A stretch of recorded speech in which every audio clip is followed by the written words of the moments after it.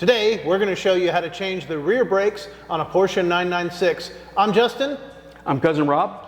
And Aaron is missing again today, but we're still going to work together. We're going to go ahead and get these rear brake pads changed out. Now, before we go too much further, please subscribe for more great content like this and leave a comment if we're doing it wrong or if we're doing it right. We'd appreciate it. Now, or if you have an idea for us on how to do it better. If there is something you'd like to see us do to this 996, you leave a comment and we'll give it a shot. Now, we're doing the rear brake pads. We've done the front. Yep. Is this the same? More or less, right? There's different in that the front calipers are much larger. Right. Obviously, there's more weight. There's more stopping power in the front.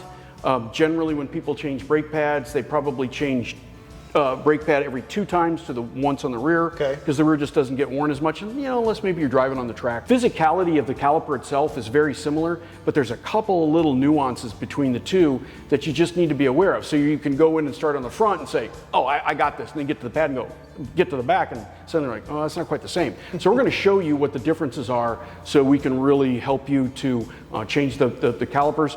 First one's always going to take a little longer. And then the second one's always going to go a lot faster because you've learned your lessons from the first one. So you called your shot on the fronts. Let's call our shot for time on this one. I'm going to call 27 minutes. Let's get going and see. All right. So one of the tools I want to talk about today are my new favorite tool, I think. It's the Quick Jack. Now this is the BL7000. That means it's good to lift 7,000 pounds, which is more than enough for this car. I picked these up and they are just fantastic. So simple to use, no need for jack stands, no need for floor jacks, none of it. Really, really a great tool. About $1,700 for these 7,000s on Amazon, and we'll link to that down below. But if you're doing any work on your car and you don't have a lift, this is the way to go.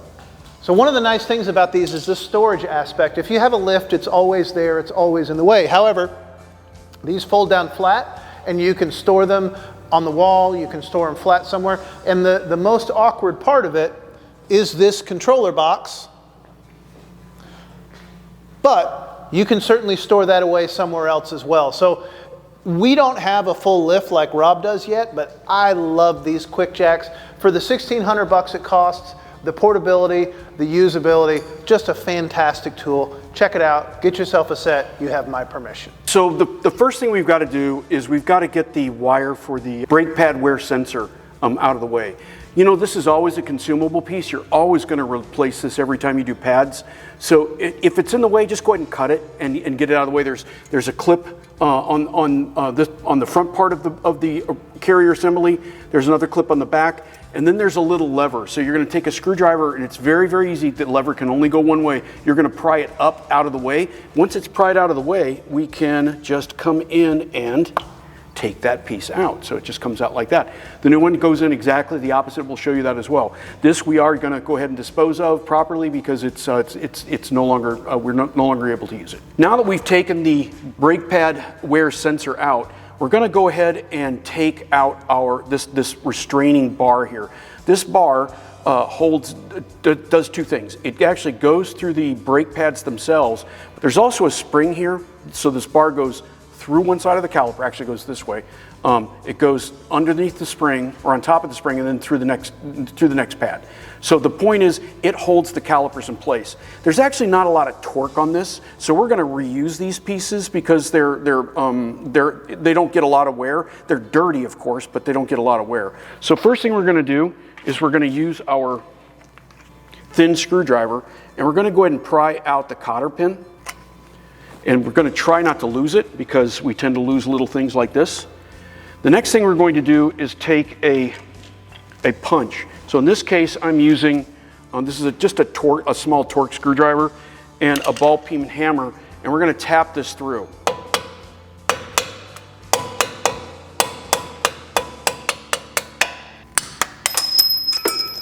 Now, we want to reuse all these parts, so we're going to make sure that doesn't fly too far away. We're going to use this reuse this pin as well.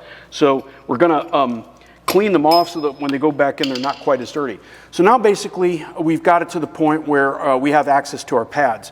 We do have to press the pads back into the caliper. And we do that for the main reason is that so we can access the backing plates. We are going to then remove the backing plates from the pad itself and then we're going to just pull the pad right back out. We're going to reuse those backing plates, so it's really important to take them out correctly. Now, one of the things I like to say is, you know, Porsche gives you a really, really nice brake caliper. These are made by Brembo. That's Porsche's OEM manufacturer for brake calipers. And we're going to use some pliers, and we're going to pinch these pads. We're going to use it to pinch or move these pads back into the caliper. What we're actually doing is we're retracting the pistons that are located here, and they're going to move back into the caliper. But I don't like to scratch it up. This one is kind of a plain steel finish. Porsche also has some really great finishes with, you know, red and black, and, you know, even yellow for the composite brakes. So we're going to put some piece of tape. So this is a nice thick squishy tape. In this case, it's a product called Alien Tape. We're just going to put it here so that when we use our pliers, we don't scratch up the paint, or we don't scratch up the surface. So now we're going to take our channel locks.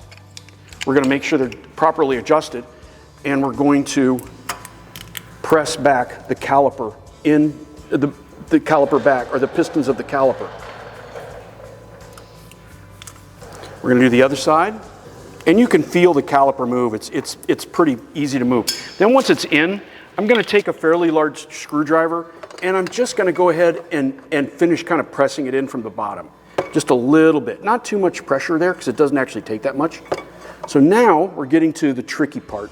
We need to create a big enough gap so that we can go into the brake pad, and we can actually we can separate the brake pad from the backing plate, and then we're going to reach in and we're going to use a straight edge, or basically a razor blade, to separate that the brake pad from the back of the backing pad.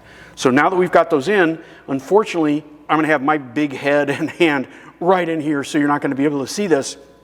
But I'm going to gently pry those apart enough, and then I'm going to use a combination of these two screwdrivers to finish separating the two. Once they're in, I'll go through then what the next steps are. So now that we've separated those backing plates, you can see right there, these are probably the original brake pads, Brembo being the OEM manufacturer for the brake components for Porsche. There was a bit of life on this left, but you can see actually we were starting to get into that spot where the brake pad sensor is. So that once again, that's pretty interesting. Yeah, this car has 74,000 miles on it. These look to be the original brake pads, and so we would have had to do this again sooner rather than later anyway, so thanks, guys. So this is the backing plate. As it turns out, these are actually pretty hard to find, right? So we separated the back of this from the back of the pad. They basically, you know, I don't think it was glued on there, but I just think over time, heat kind of fixed it. Actually, it wants to stay on there. Heat, you know, kind of keeps them together. So we need to separate it. It's really, really super tight in there. That's why we had to start with something thin like this, and then use a combination of screwdrivers to pry it. Once you get it started, it's actually pretty easy. So on the front brakes, we had to replace them because they were actually glued on there. On the rear brakes, we were confused, so we called the Porsche dealership, and they said they reuse them. So we're kosher doing this. So you don't need to take that backing plate out. Once you've separated it from the pad, you can just actually leave it in the car. We just wanted to show you what it looks like. So now what we're going to do is we're going to go ahead and put the new brake pad in. So you can see we've got the brake material here. It looks a little bit like asphalt. You know, it's very, very rough. Obviously, this is the back side. There's a rubber piece here, which is going to, I think, help for noise dampening. We're going to put a little bit of noise dampening gel right here, and that should help us even just a little bit more. It's actually too much. This is this is disc brake quiet.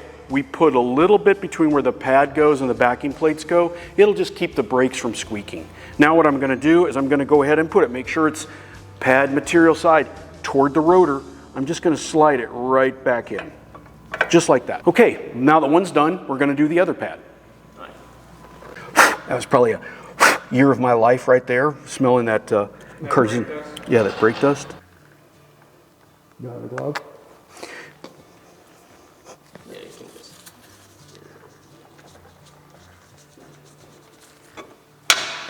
Okay, so now that we have the two pads in, we're going to go ahead and do a reverse of how we removed both the bracket or the spring as well as the bar that holds it all in place.